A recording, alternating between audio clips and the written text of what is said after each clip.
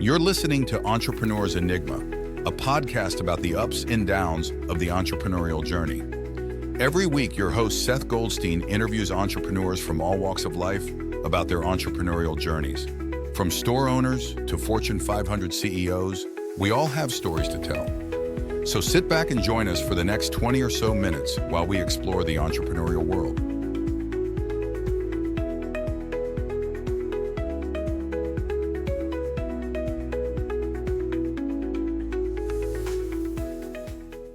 Hey everybody, welcome to another edition of the Entrepreneur's Enigma podcast. You know me by now. I'm Seth with Podcast Mastery, Goldstein Media, a bunch of different brands. You know me. I'm all over the web. Today I have Sanfilippo. I actually got it right the first time, which is awesome.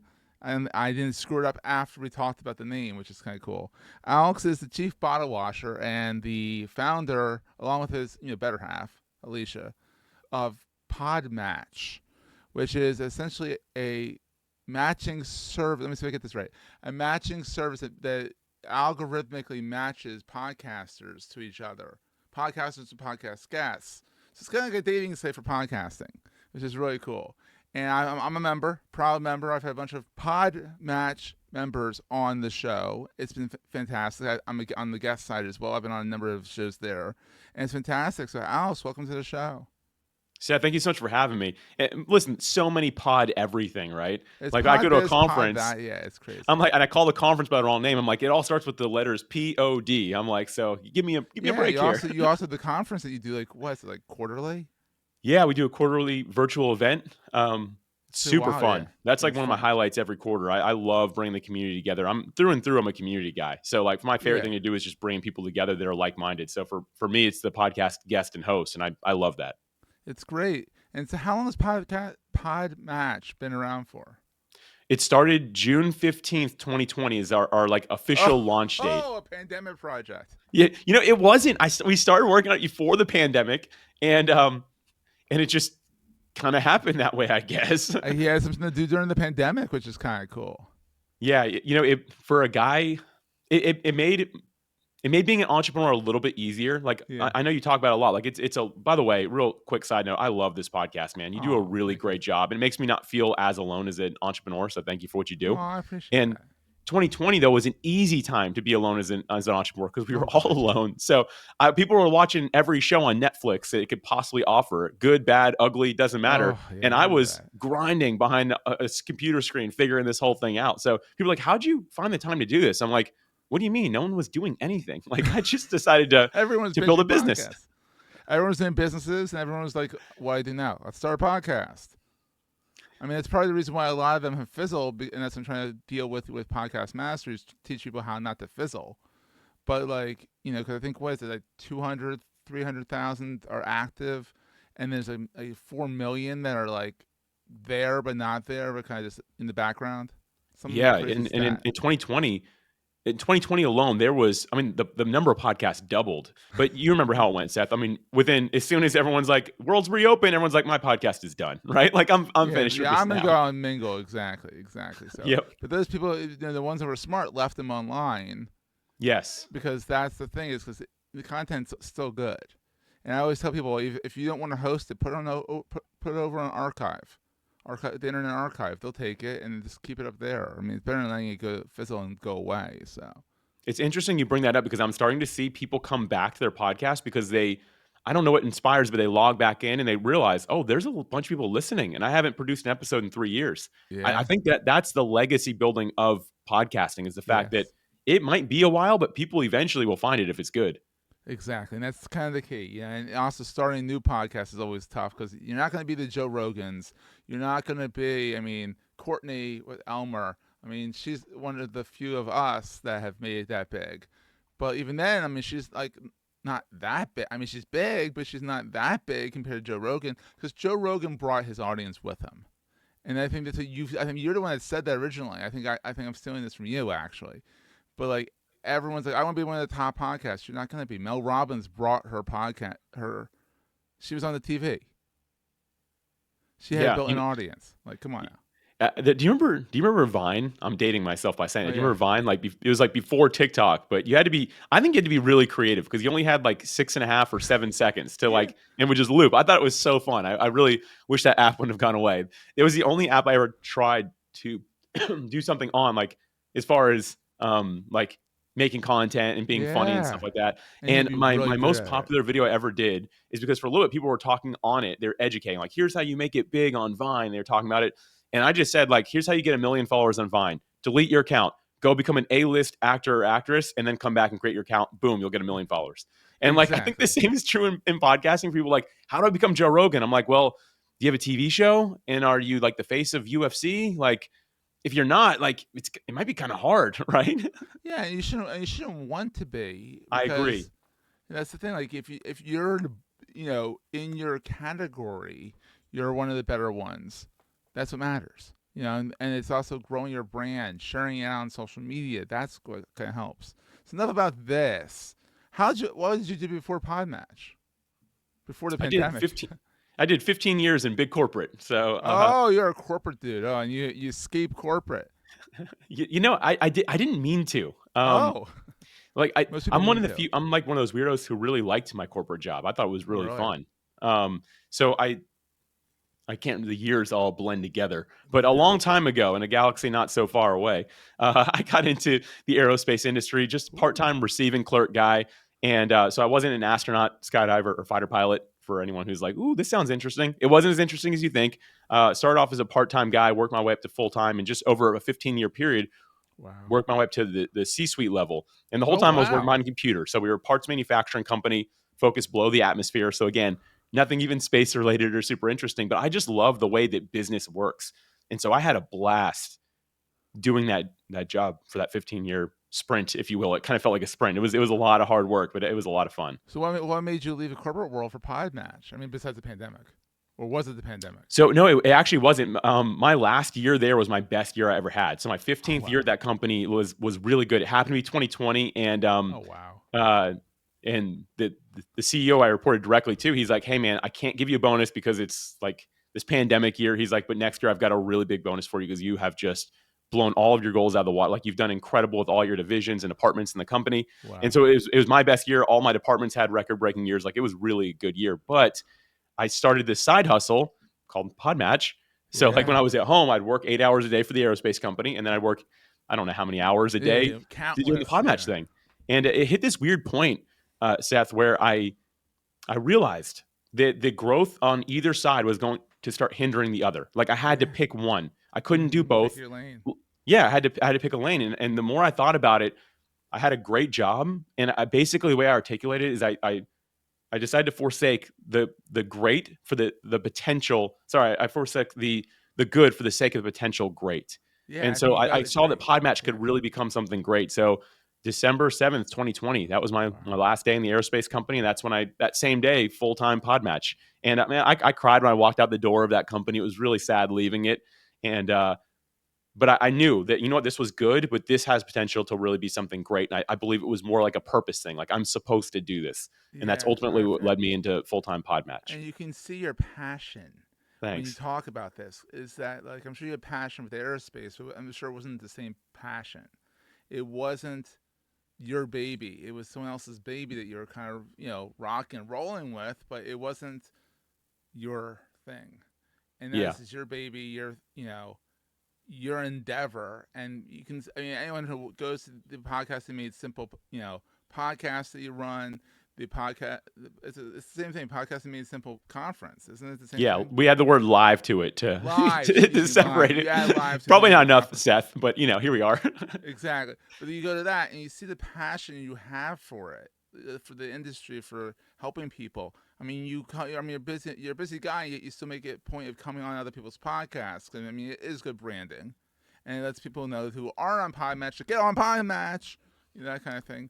And the best thing about PodMatch is it's not too financial. It's not financially not wait.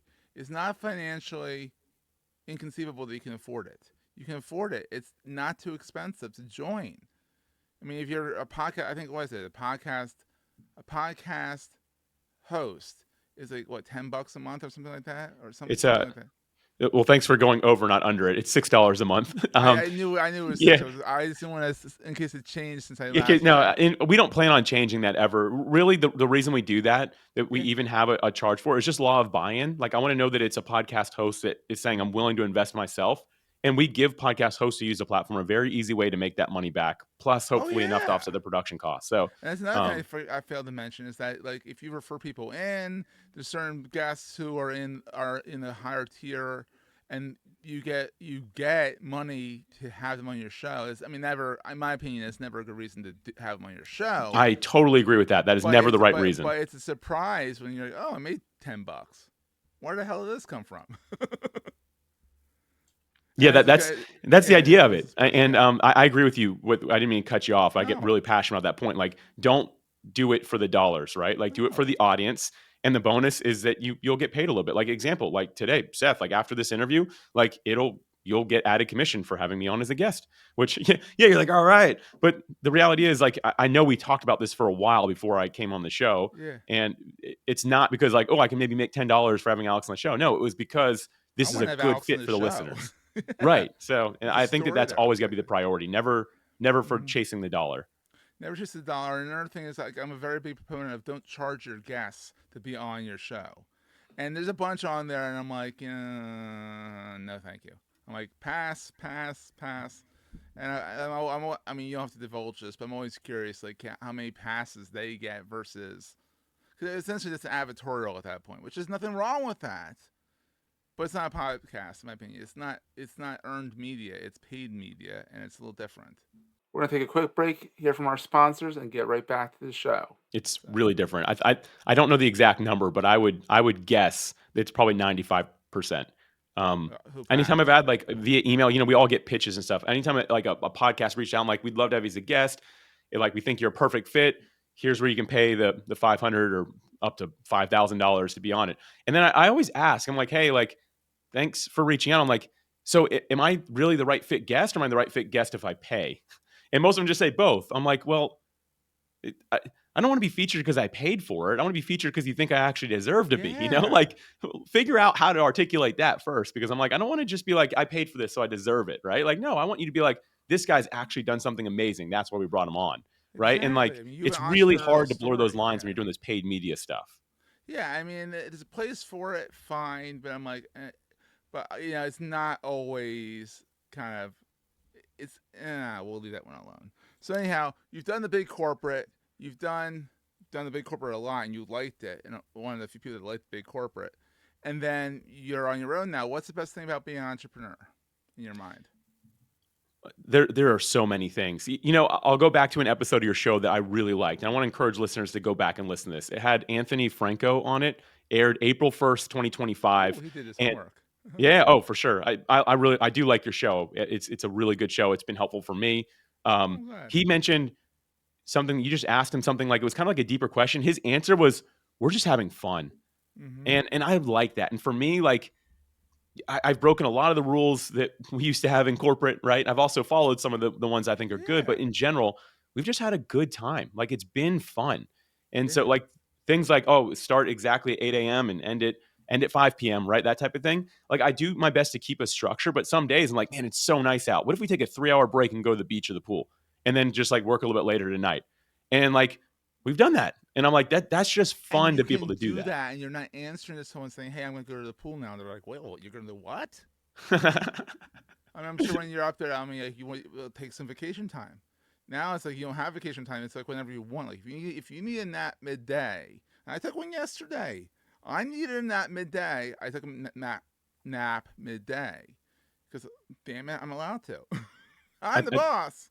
Yeah, I think that is such a strong entrepreneurial point that I think that so many people don't think about. Like, we have to be self-disciplined as entrepreneurs, or we don't make it, right? Like, you have to have the self-discipline. You have to have some structure around that. But you also have to be willing to take care of yourself. Because you're right, I haven't had paid time off since I was in corporate. It's not a thing when you're an entrepreneur, right? Like, you're getting paid while you're not working, maybe, right? But the reality is, if you stop working, eventually the thing stops working, right? So exactly. I think it's really important to make sure you take care of yourself. Take a nap if you need one. Go to the pool if you feel like it. And I think that's, for me, been one of the most fun things. It's just, allowing myself to do that. And I'll be real, Seth, for me, the first couple of years of that, it felt wrong. I was so It preconditioned does. by It big still corporate. does. I was like, I'm 17 years into being an entrepreneur. wow. And it still feels wrong to take a nap midday. Even though I know I'm allowed to, I still have a little bit of guilt saying I should be not taking a nap right now. Then I'm like, you know what? I'll be better as an entrepreneur if I take that nap. This point right here, again, I think this is so strong. We probably all need to hear this as entrepreneurs, myself included, because whenever, like, you told me you took a nap, I gave a thumbs up. If anyone was like watching it, like, I gave a thumbs up immediately because I'm like, that's great. That means you're showing up better, like you just said. But if it was me doing it and I was in that seat, I'd wake up feeling guilty. And the reality is that pressure we've only put on ourselves. I think that most people will be like, good for you, taking care of yourself and being an entrepreneur. You're going to be in this for the long game, because that's the reality of it. If we don't take care of ourselves, we're going to burn ourselves out. And so again, like, going back to the whole question here, one of the things I like the most is the flexibility to be able to do that and find creative ways to fuel yourself so that you can fuel the business in turn.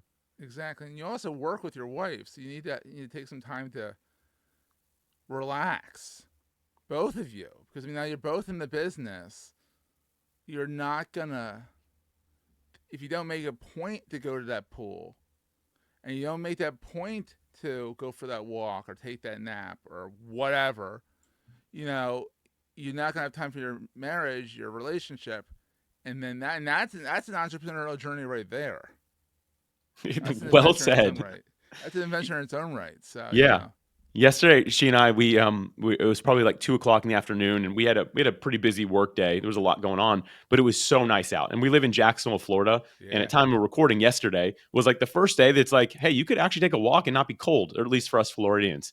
And so I was like, any chance you want to take a walk? She goes, I was just thinking the same thing. And so we talked work for the first 5 minutes of the walk, and the other 35 or 40 minutes of it, we just got to know each other a little bit better, right? And got to have a good time. And we came back refreshed and ready to continue our work day. And again, jumped in the pool real fast, cooled off.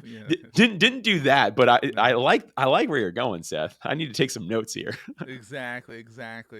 So, what keeps you up at night as an entrepreneur then, on the flip side? Yeah, and this is pressure I put on myself. This does not need to be there, but serving others, it keeps me up at night. When I feel that maybe the day I just had, I didn't put enough effort in, or I had some bad feedback and it makes me feel like I wasn't serving somebody well, that type of thing can keep me up at night.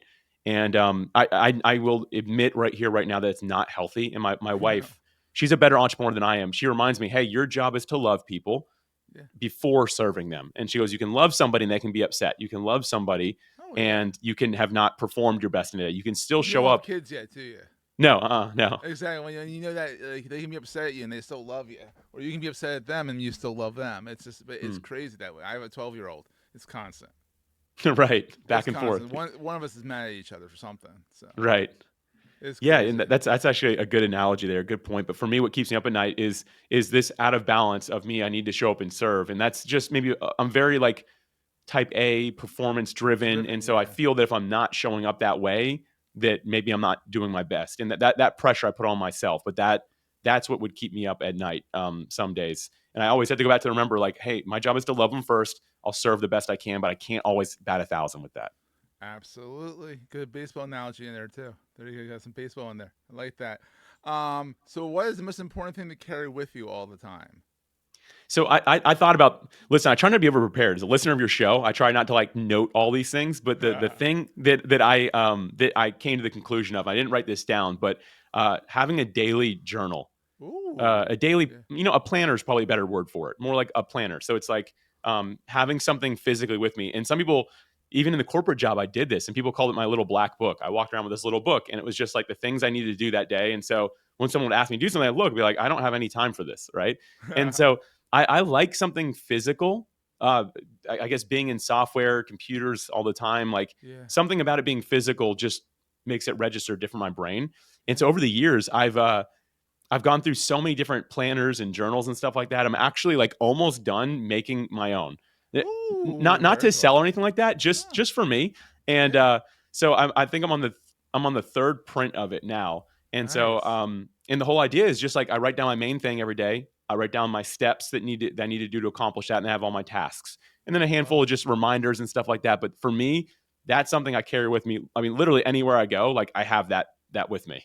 That's awesome. I have my Remarkable over here. If people are watching the video, I use Remarkable. So it's still digital-ish, but it's still handwriting. And something about handwriting makes it so much easier. Yeah. So people can find you clearly at podmatch.com.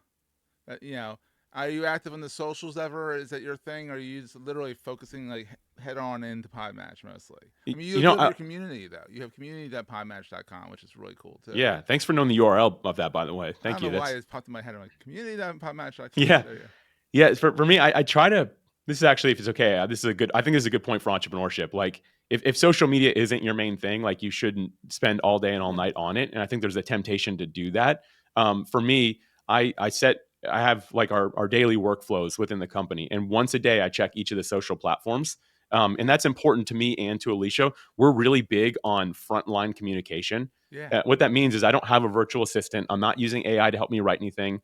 When I'm talking to somebody, frontline communication means me talking to another human being. Yeah. And so no assistance for that and no AI for that. Now, I'm not against either of those things. No, I just knew from day one that I want to be in the podcasting community. I want to really stay close to the pulse of it. And the only way to do that is to really be involved. So I check every social channel. I guess I don't really check TikTok. I don't think I've ever posted anything on there. I couldn't figure that one out. It just didn't register in my brain. But the rest of them, if you message, you're going to hear from me. And if it's a really busy day, or if it's like an example, we have a virtual event coming up. Yeah. If you message me on the day, my wife is going to be the one checking it. And she'll tell you, hey, it's Alicia. Alex is emceeing an event. He'll get back to you tomorrow, type of thing. But you're a good team.